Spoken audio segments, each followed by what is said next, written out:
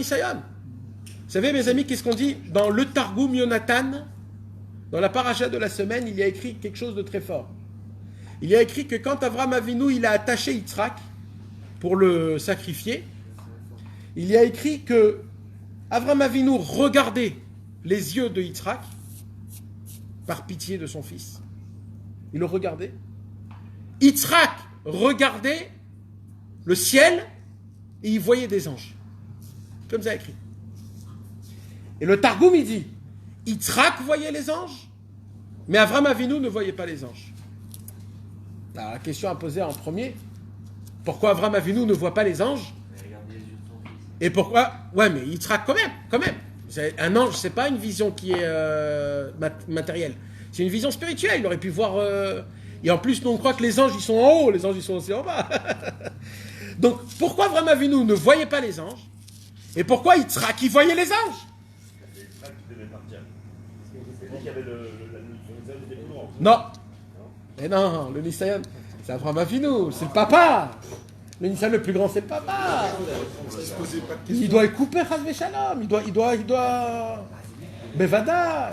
Il doit se laisser couper. Il t'a attaché.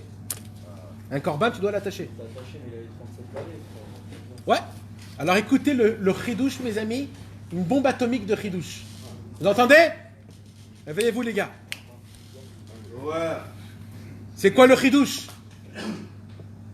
Yitzhak Avinu, il était attaché, d'accord? Vous savez comment on attache un corban? On l'attache par derrière. La main droite avec le pied gauche et la main gauche avec le pied droit. Par derrière. Pour que la tête, elle soit bien penchante, pour couper là où il faut, pour que la Neshama, elle sorte. Alors, ça, mes amis, imaginez-vous Yitzhak, que Dieu nous en préserve. Comment Avram Avinu, il a dû prendre le corps de Yitzhak et il a dû l'attacher. Et le pire de tout ça, c'est quoi? C'est que quand il le met sur l'autel, il faut qu'il allume l'autel pour faire le sacrifice. Donc ça doit brûler en bas. Donc il le met comme ça à Yitzhak.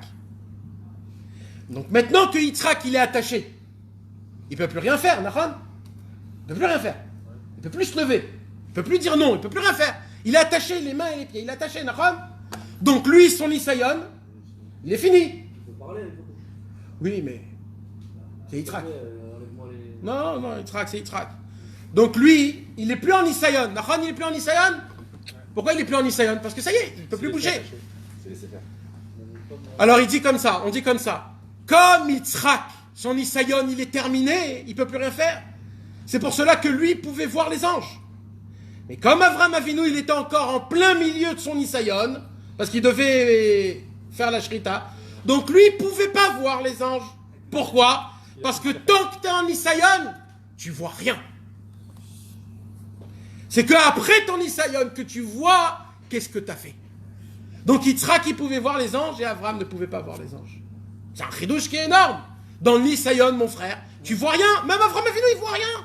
Tu vois rien.